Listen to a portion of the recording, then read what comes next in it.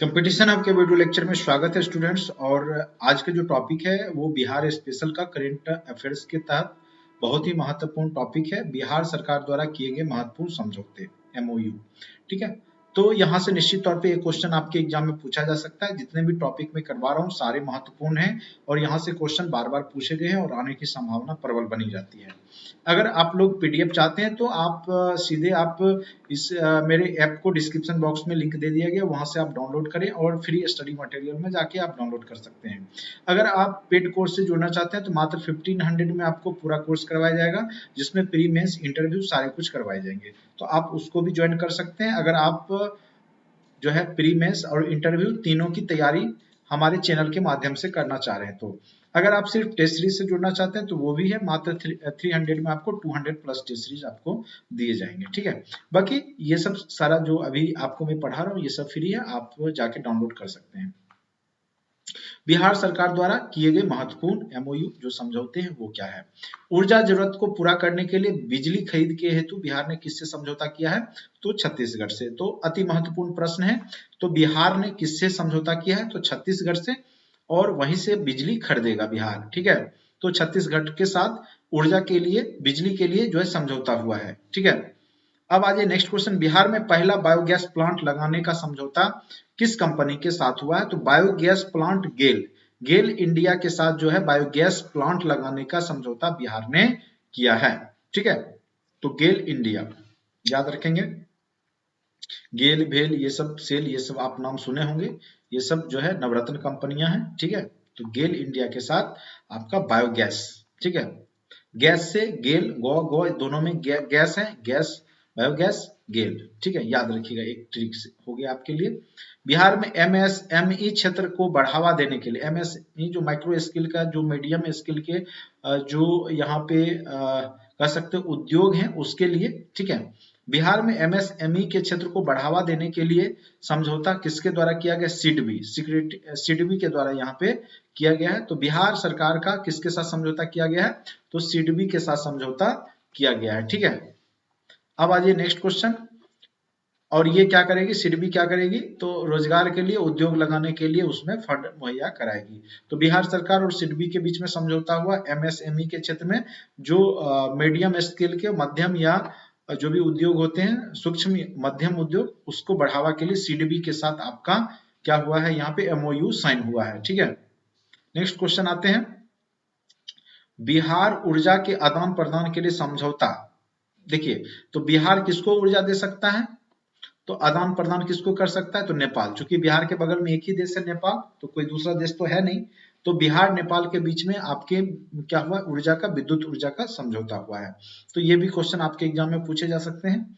अब आज ITI को सेंटर ऑफ एक्सीलेंस बनाकर युवाओं को रोजगार दिलाने के लिए समझौता बिहार सरकार और किसके बीच में हुआ है, तो ITI सेंटर ऑफ एक्सीलेंस बनाने के लिए बिहार सरकार और टाटा टेक्नोलॉजी के बीच में समझौता हुआ है। ठीक है, अब आइए, अपने अपने राज्यों के 7 गांव की अदला बदली, यानी 7 गांव बिहार ने यूपी को दिया है और यूपी ने बिहार को दिया है। तो किस राज्य के बीच में बिहार और किस राज्य के बीच में समझौता हुआ है, तो बॉर्डर पे पड़ने वाले 7 जो गांव हैं उसको यूपी ने बिहार को दे दिया और बिहार ने 7 गांव को किसको दे दिया है, यूपी को दे दिया है, ये याद रखिएगा, उत्तर प्रदेश।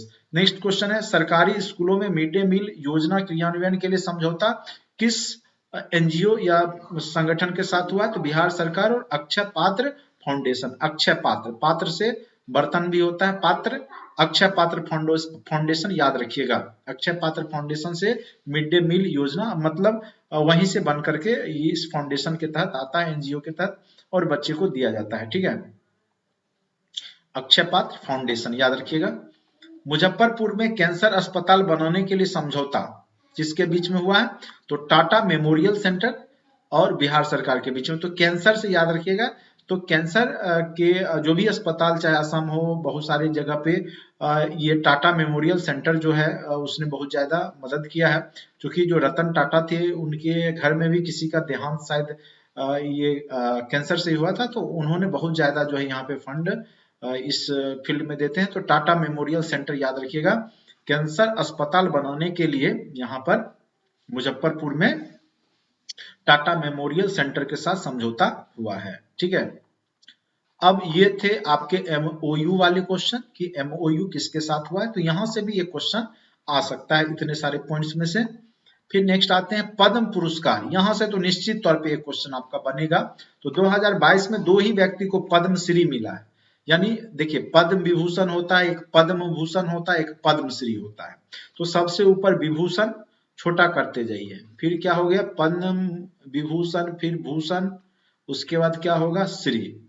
ठीक है, पद्म सब में लगा रहता, तो छोटा होता है, लेटर भी छोटा, 4 फिर 3 फिर 1 लेटर का हो गया। ठीक है, तो ये ऊपर से क्रम है। तो पद्मश्री जो सबसे नीचे वाला है, पद्मश्री पुरस्कार मिला है किसको किसको, तो आचार्य चंदना जी जो कि सामाजिक कार्यकर्ता हैं, और ये जो है जैन आचार्य हैं जो कि महिला होकर के भी आचार्य प्राप्त करने वाली प्रथम कह सकते हैं कि साध्वी हैं ये।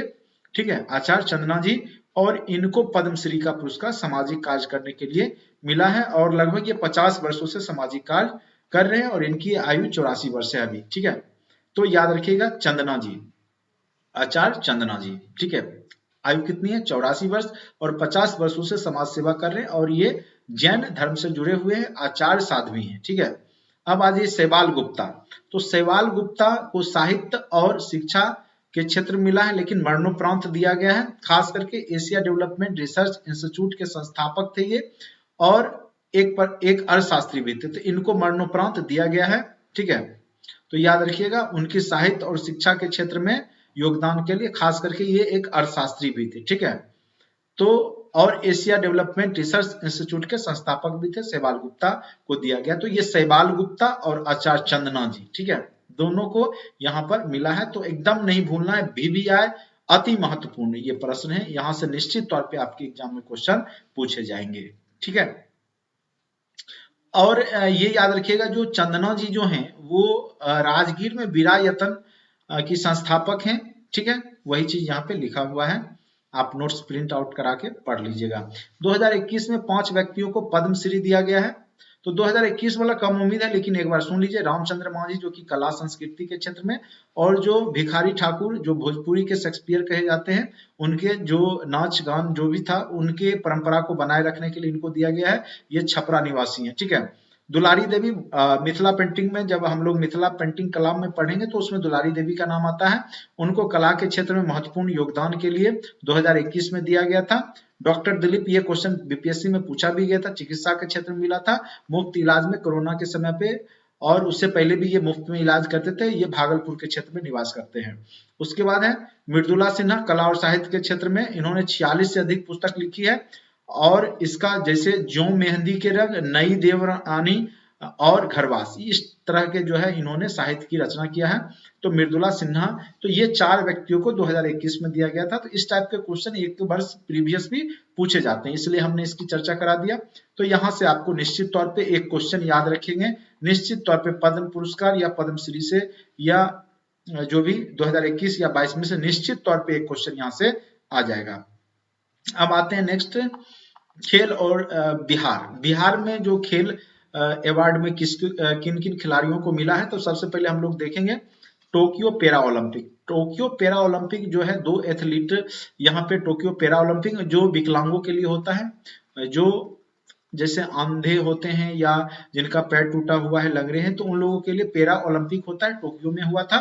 तो ऊंची कूद में 1.83 मीटर के लिए कांस्य पदक मिला है आपके शरद कुमार को। किनको मिला है? तो शरद कुमार को।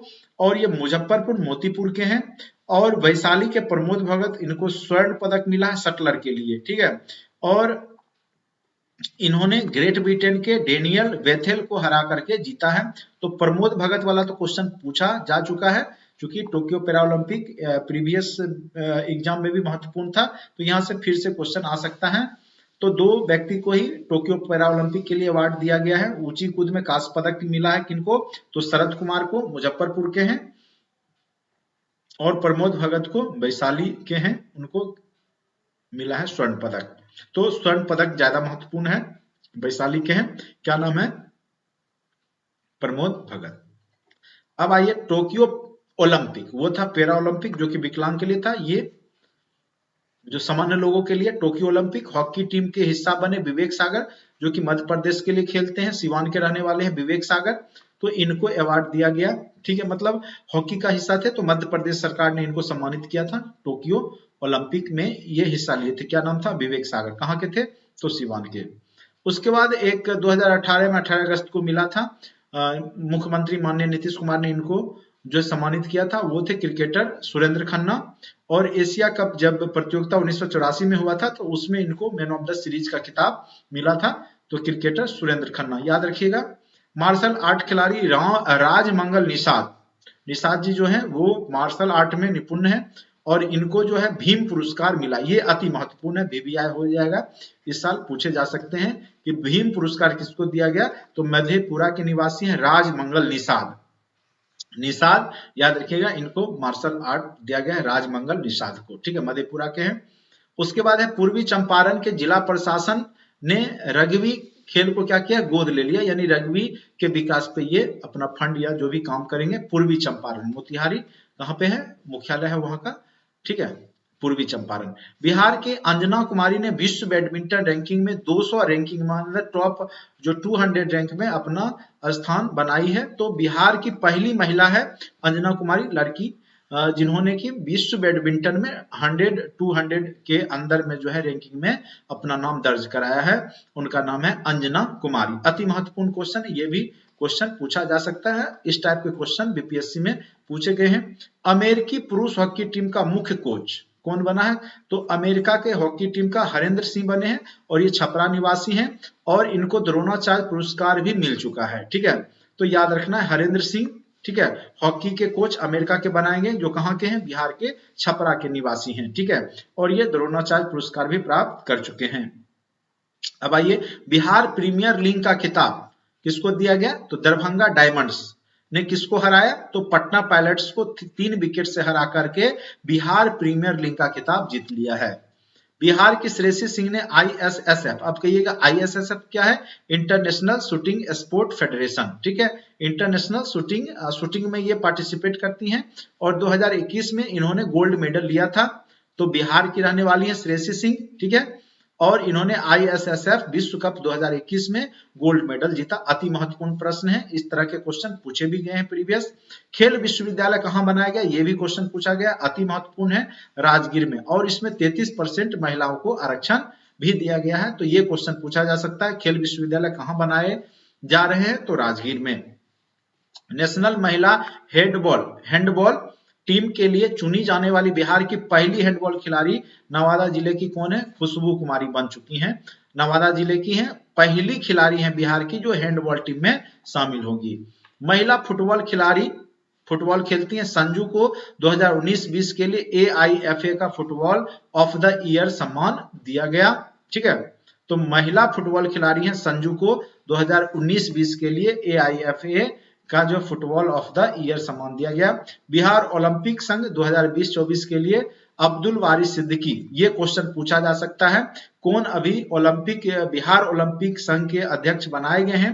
तो याद रखिएगा अब्दुल बारी सिद्दीकी। ठीक है, अब्दुल बारी सिद्दीकी को बनाया गया है। ठीक है, अति महत्वपूर्ण प्रश्न है। तो इस तरह के प्रश्न आपके एग्जाम में निश्चित तौर पे आएंगे और आप लगातार वीडियो को देखते रहें। मैं सारा वीडियो आपको लगभग 25 जनवरी तक करवा दूंगा, इसीलिए आप चैनल को जरूर सब्सक्राइब करें, दोस्तों के बीच में शेयर करें, लाइक करें, और आप फ्री डाउनलोड PDF करने के लिए आप ऐप को जरूर डाउनलोड कर लें। डिस्क्रिप्शन बॉक्स में लिंक दे दिया गया है। अगर आप टेस्ट से जुड़ना चाहते हैं या क्लास से जुड़ना चाहते हैं तब भी आप जुड़ सकते हैं। प्री मेंस इंटरव्यू आपको सारा कुछ करवाया जाएगा। तो आज के लिए इतना ही। वीडियो अच्छा लगता है तो अगेन मैं बोलूंगा इसको लाइक जरूर किया करें और सब्सक्राइब चैनल को जरूर कर लें। चलिए आज के लिए इतना ही।